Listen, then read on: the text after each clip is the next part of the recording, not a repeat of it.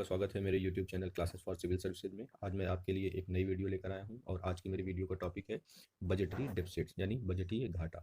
तो हम इसमें बजटरी यानी बजट में जो घाटे के लिए टर्म उपयोग होते हैं उनके बारे में हम पढ़ेंगे। तो ये टर्म कौन कौन से हैं? Budget deficit, fiscal deficit, revenue deficit और प्राइमरी डेफिसिट। फिस्कल डेफिसिट क्या होता है? राजकोषीय घाटा। रेवेन्यू डेफिसिट राजस्व घाटा। प्राइमरी डेफिसिट प्राथमिक घाटा। ये हमारी यूपीएससी, यूपीपीसीएस, बीपीएससी और अन्य कम्पिटिटिव एग्जाम जैसे आरओ, एआरओ, लोअर सबऑर्डिनेट, इन सब के लिए बहुत ही उपयोगी टॉपिक है। तो आइए वीडियो शुरू करते हैं। सबसे पहले हम देखेंगे बजट डेफिसिट। तो बजटीय घाटा, बजटीय घाटा क्या होता है? जब गवर्नमेंट की स्पेंडिंग उसके इनकम से ज़्यादा होती है, जब खर्च आय से ज़्यादा हो तो उसे बजट डेफिसिट कहा जाता है।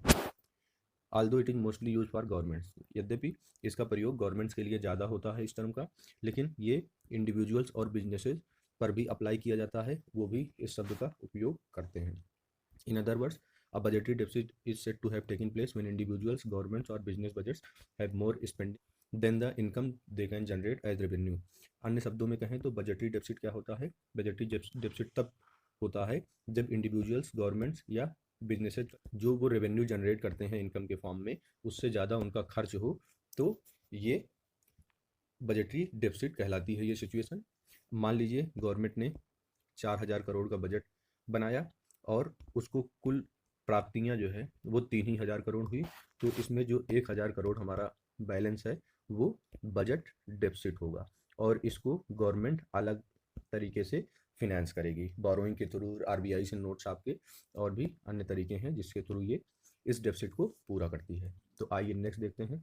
नेक्स्ट है टाइप्स ऑफ बजट डेफिसिट। तो हमारे बजटीय घाटे कितने प्रकार के होते हैं इसके बारे में देखेंगे। फिस्कल डेफिसिट, फिस्कल डेफिसिट को राजकोषीय घाटा कहते हैं, राजकोषीय घाटा।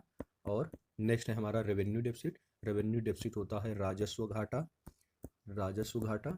और हमारा है प्राइमरी डेफिसिट नेक्स्ट, और इसका होता है प्राथमिक प्राथमिक घाटा।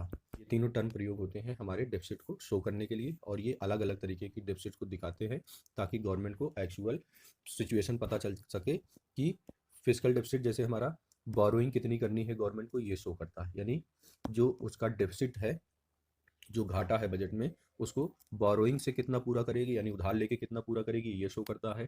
रेवेन्यू शो करता है कि रेवेन्यू हेड में, यानी गवर्नमेंट के जो बजट होते हैं वो दो हेड में बांटे जाते हैं, रेवेन्यू हेड और कैपिटल हेड, यानी पूंजीगत और राजस्व मद।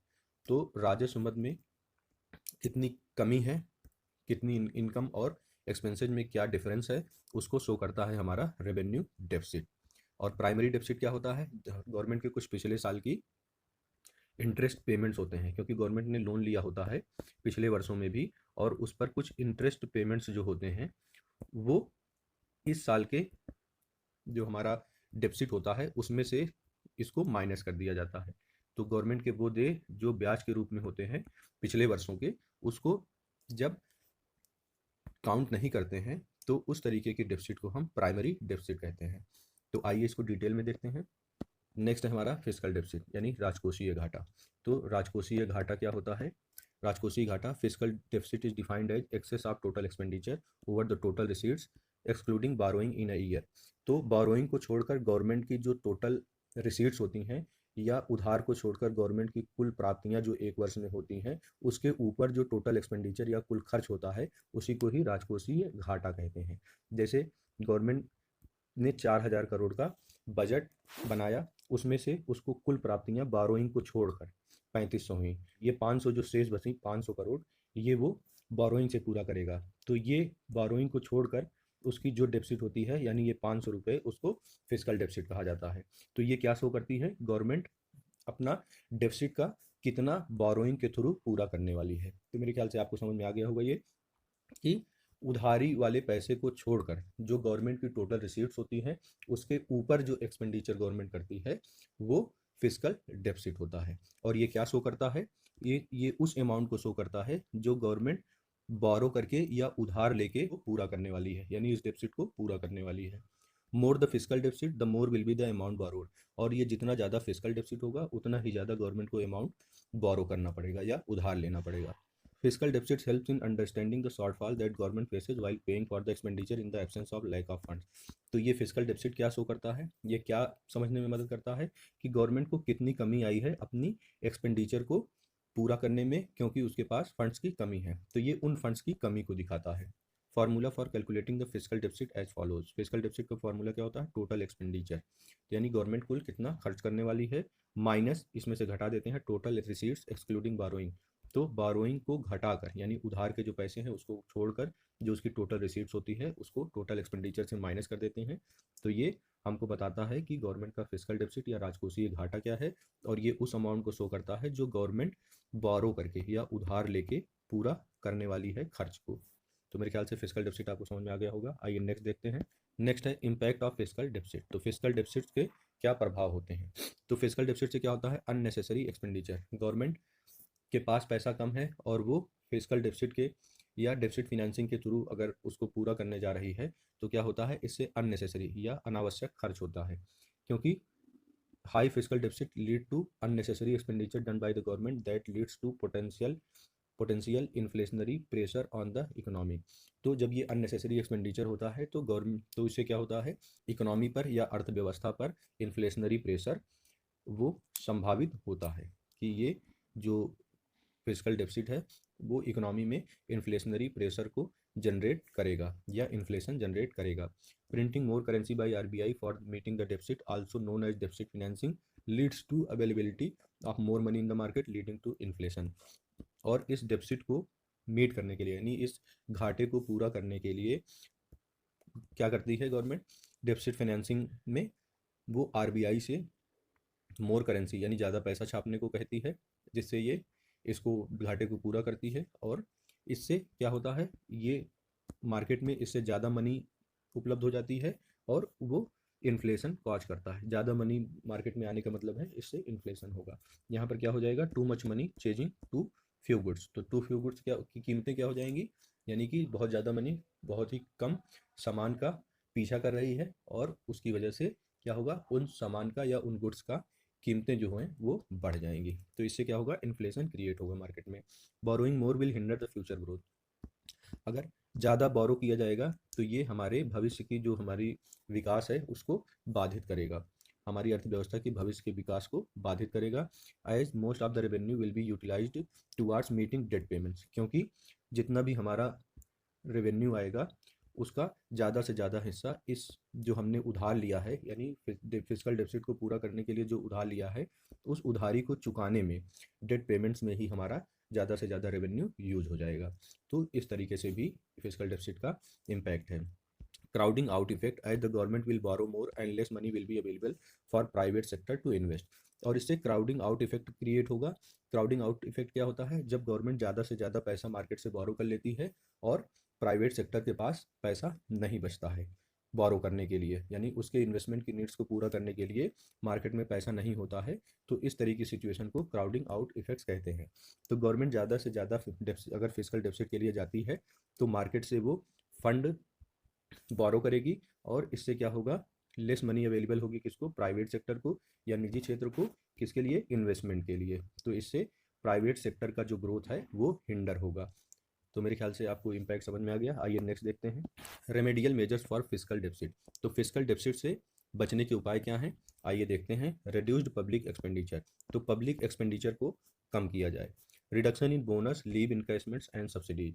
तो जो बोनस दिया जाता है गवर्नमेंट के द्वारा, लीव इनकैशमेंट्स दिए जाते हैं और सब्सिडी दी जाती है, उसको भी कम करके हम फिस्कल डेफिसिट को कम कर सकते हैं। Increase tax to generate revenue, और टैक्स को भी इंक्रीज करके हम, वो चाहे हम टैक्स रेट को इंक्रीज करके या नए टैक्सेस अप्लाई करके हम रेवेन्यू को जनरेट कर सकते हैं। तो हमें जो बोरोइंग की नीड है वो हमारी कम हो जाएगी।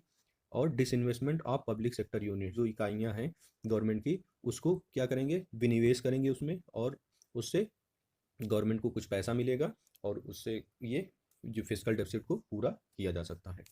आइए नेक्स्ट देखते हैं, रेवेन्यू डेफिसिट। तो रेवेन्यू डेफिसिट क्या होता है, रेवेन्यू यहाँ पर डेफिसिट होगा, सॉरी यहाँ पर डेफिसिट होगा।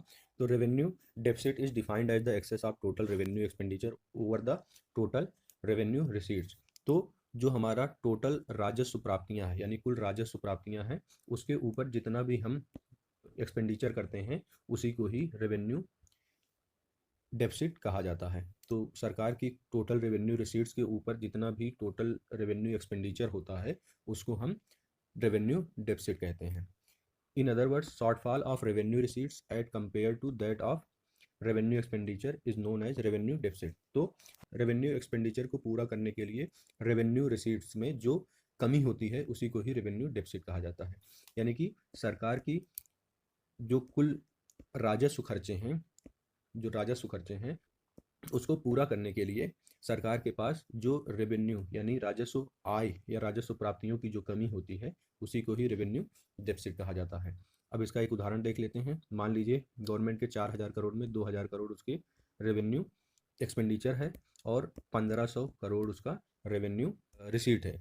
तो उससे कितना है, 500 का जो ये बैलेंस बचता है यही उसका रेवेन्यू डेफिसिट होगा। यानी ये 500 करोड़ उसका रेवेन्यू डेफिसिट होगा। रेवेन्यू डेफिसिट क्या शो करता है? Revenue earn by the government is insufficient to meet the requirements of the expenditure required for essential government function. तो ये रेवेन्यू डेफिसिट क्या सिग्नल करता है या क्या संकेत देता है कि जो गवर्नमेंट ने रेवेन्यू अर्न किया है या जो रेवेन्यू प्राप्त किया है वो क्या है, इनसफिशिएंट है, अपर्याप्त है। किस लिए? जो गवर्नमेंट की एसेंशियल फंक्शंस हैं यानी गवर्नमेंट के जो आवश्यक कार्य हैं उनको पूरा करने के लिए ये या उन पर जो खर्च होता है उसको पूरा करने के लिए ये रेवेन्यू जो अर्न हुआ है वो इनसफिशिएंट है या अपर्याप्त है। तो ये क्या शो करता है? रेवेन्यू डेफिसिट ये संकेत देता है कि जो गवर्नमेंट ने रेवेन्यू अर्न किया है वो गवर्नमेंट की जो एसेंशियल गवर्नमेंट फंक्शंस हैं उस पर जो एक्सपेंडिचर होने वाला है उसको पूरा करने के लिए ये अपर्याप्त है। फॉर्मूला क्या है रेवेन्यू डेफिसिट का? Total revenue expenditure minus total revenue receipts. तो गवर्नमेंट की कुल राजस्व खर्चे और उससे माइनस करते हैं गवर्नमेंट की कुल राजस्व प्राप्तियां। मान लीजिए यहाँ पर जैसे मैंने एग्जांपल दिया कि 2,000 करोड़ गवर्नमेंट का कुल एक्सपेंडिचर उसने प्लान किया है और उसके पास केवल 1,500 करोड़ रुपए रेवेन्यू रिसीट्स हैं। तो इसका जो माइनस होगा वो क्या होगा? 500, और यही हमारा रेवेन्यू डेफिसिट होगा। तो आइए नेक्स्ट देखते हैं इम्पैक्ट ऑफ रेवेन्यू डेफिसिट। तो रेवेन्यू डेफिसिट का क्या इम्पैक्ट होता है? Reduction in assets. तो गवर्नमेंट क्या करती है, इस रेवेन्यू डेफिसिट या इस कमी को पूरा करने के लिए वो उसको अपने एसेट को बेचना पड़ता है। तो वो गवर्नमेंट अपनी कुछ संपत्तियां हैं उसको बेच कर और इससे इस कमी को पूरा किया जाता है। It leads to condition of inflation in the economy. अगर गवर्नमेंट रिडक्शन करके अपने एसेट्स में इस कमी को पूरा करती है तो इससे मार्केट में ज़्यादा पैसा आता है, क्योंकि गवर्नमेंट डेफिसिट फिनेंसिंग कर रही है, इससे मार्केट में ज़्यादा पैसा आएगा और ये इन्फ्लेशन कॉज करेगा इन इकोनॉमी में। A large amount of borrowing leads to greater debt burden on the economy. और जितना अधिक हम उधार लेंगे या गवर्नमेंट उधार लेगी उतना ही ज़्यादा इकोनॉमी पर डेट बर्डन बढ़ेगा, यानी कर्ज का बोझ हमारी अर्थव्यवस्था पर बढ़ेगा जितना से जितना अधिक उधार लिया जाएगा। तो ये इसके इम्पैक्ट हैं रेवेन्यू डेफिसिट के। आइए नेक्स्ट देखते हैं remedial measures for revenue deficit, यानी तो राजस्व घाटे से बचने के क्या उपाय हैं। आइए देखते हैं। By reducing unnecessary spending. तो जो अनावश्यक खर्चे हैं उनको कम करके हम रेवेन्यू डेफिसिट से बच सकते हैं।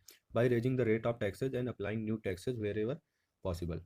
जो टैक्स के रेट हैं यानी कर की दर है उसको बढ़ाकर या नए टैक्स यानी नए कर को अप्लाई करके लागू करके जहाँ संभव हो वहाँ तो हम क्या कर सकते हैं, रेवेन्यू डेफिसिट को कम कर सकते हैं, क्योंकि इससे गवर्नमेंट की इनकम में इजाफा होगा या वृद्धि होगी। आइए नेक्स्ट देखते हैं। नेक्स्ट है प्राइमरी डेफिसिट या प्राथमिक घाटा। तो ये प्राथमिक घाटा क्या होता है? हम जानते हैं कि गवर्नमेंट की कुछ पिछले वर्षों की भी उसने बारोइंग की होती है और उस पर इंटरेस्ट पेमेंट उसको करनी पड़ती है। तो जब हम फिजिकल डेफिसिट करंट ईयर का जो हमारा है उससे इंटरेस्ट पेमेंट जो पेंडिंग है हमारे लास्ट ईयर के या प्रीवियस बारोइंग्स के उसको माइनस कर देते हैं, तो इस तरीके से हमको जो डेफिसिट प्राप्त होता है वो प्राइमरी डेफिसिट होता है। तो primary deficit is said to be the physical deficit of the current year subtracted by the interest payment that are pending on previous borrowings. तो फिजिकल डेफिसिट जो करंट ईयर का है या वर्तमान वित्तीय वर्ष का है उससे हम उस राशि को माइनस कर देते हैं जो हमारी पेंडिंग बोरोइंग्स हैं, हमारी प्रीवियस बोरोइंग्स हैं पेंडिंग, उनके इंटरेस्ट पेमेंट को हम घटा कर फिजिकल डेफिसिट से करंट ईयर के प्राइमरी डेफिसिट को प्राप्त कर सकते हैं। In other words primary deficit is the requirement of borrowing without the interest payment. तो प्राइमरी डेफिसिट क्या होता है कि हमें कितना उधार की आवश्यकता है बिना पिछले वर्षों के उधार पर ब्याज को दिए हुए। तो बिना पिछले वर्षों के जो बोरोइंग है हमारी या उधार है उन पर ब्याज की राशि के बिना हमारा कितना बोरोइंग रिक्वायरमेंट्स है, ये हमारा प्राइमरी डेफिसिट बताता है। Primary deficit therefore shows the expenses that government borrowings are going to fulfil while not paying for the income interest payments. तो ये क्या शो करता है प्राइमरी डेफिसिट या प्राथमिक घाटा हमारा, कि गवर्नमेंट जो एक्सपेंसेस बोरो करने वाली है बिना पिछले वर्षों के जो इंटरेस्ट पेमेंट्स हैं, पिछले वर्षों के जो हमारे ब्याज पर इंटरेस्ट पेमेंट्स हैं उसको दिए बिना या उसकी अदायगी किए बिना गवर्नमेंट जो एक्सपेंसेस के लिए बोरो करने वाली है उसी को ही हम प्राथमिक घाटा या प्राइमरी डेफिसिट कहते हैं।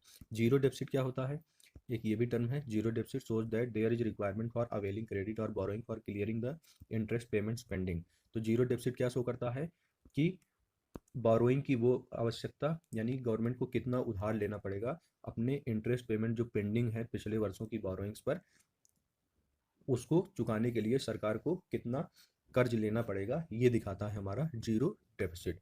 Formula for the primary deficit, तो प्राइमरी डेफिसिट का फार्मूला क्या है, fiscal deficit minus interest payments. तो जो हमारा इस वर्ष का फिस्कल डेफिसिट है उससे इंटरेस्ट पेमेंट्स को घटा देंगे पिछले वर्षों के, तो हमारा प्राइमरी डेफिसिट या प्राथमिक घाटा प्राप्त हो जाएगा। फिस्कल डेफिसिट क्या होता है, total expenditure minus total total receipts, और इन रिसीट्स में क्या नहीं काउंट करते हैं हम, एक्सक्लूडिंग बोरोइंग्स, यानी उन खर्चों को जिनको गवर्नमेंट उधार लेकर पूरा करने वाली है, तो इसको हम नहीं काउंट करते हैं इसको, और इसमें से हम लास्ट ईयर के इंटरेस्ट पेमेंट को घटा दें तो हमें प्राइमरी डेफिसिट प्राप्त हो जाता है। तो आइए नेक्स्ट देखते हैं, measures to reduce the primary deficit. तो प्राइमरी डेफिसिट को या प्राथमिक घाटे को कम करने के कौन कौन से उपाय हैं, आइए देखते हैं। Measures to reduce the primary deficit can be similar to the steps taken to reduce the fiscal deficits. तो जो फिस्कल डेफिसिट को रिड्यूस करने के मेजर्स हैं वही उपाय प्राइमरी डेफिसिट को भी कम करने के हैं। As the primary deficit is any borrowing that are above the existing deficit or borrowings. तो प्राइमरी डेफिसिट क्या होती है, जो वर्तमान की हमारी बोरोइंग्स हैं उसके अलावा पिछले वर्षों की जो बोरोइंग्स हैं उसको ये प्राइमरी डेफिसिट दिखाता है। तो हमारे जो प्राइमरी डेफिसिट को रिड्यूस करने के मेजर्स हैं वो सेम है जो फिस्कल डेफिसिट को रिड्यूस करने के मेजर्स हैं, क्योंकि प्राइमरी डेफिसिट क्या शो करता है, कोई भी उधारी जो वर्तमान की उधारी या घाटे से ज़्यादा हो। तो मैंने आपको बताया इंटरेस्ट पेमेंट्स के लिए जो उधारी होती है उसी को ही प्राइमरी डेफिसिट कहा जाता है। तो इसके इसके क्या मेजर्स हैं आइए देखते हैं। रिड्यूस्ड पब्लिक एक्सपेंडिचर, यानी पब्लिक एक्सपेंडिचर में कमी की जाए। Reduction in bonus, leave encashments and subsidies, तो बोनस में, लीव इनकैशमेंट्स में और सब्सिडी में कमी करके। तो लीव इनकैशमेंट क्या होता है, जब हम गवर्नमेंट जॉब करते हैं और कुछ हमारी लीव्स हम नहीं लेते हैं तो उसको गवर्नमेंट क्या करती है, बाद में उसके लिए पैसे देती है, तो इसको लीव इनकैशमेंट कहा जाता है। Increase to generate revenue, increase tax to generate revenue, तो इसमें टैक्स को इंक्रीज किया जाता है अधिक से अधिक रेवेन्यू को जनरेट करके, तो ये भी एक मेजर है जिससे प्राइमरी डेफिसिट को कम किया जा सकता है। Disinvestment of public sector units, तो पब्लिक सेक्टर यूनिट्स में विनिवेश करके, यानी कि पब्लिक सेक्टर यूनिट्स के कुछ पार्ट को पब्लिक को सेल करके या पूरे को पब्लिक को सेल करके उससे रेवेन्यू अर्न होता है, जो उससे भी प्राइमरी डेफिसिट को कम किया जाता है।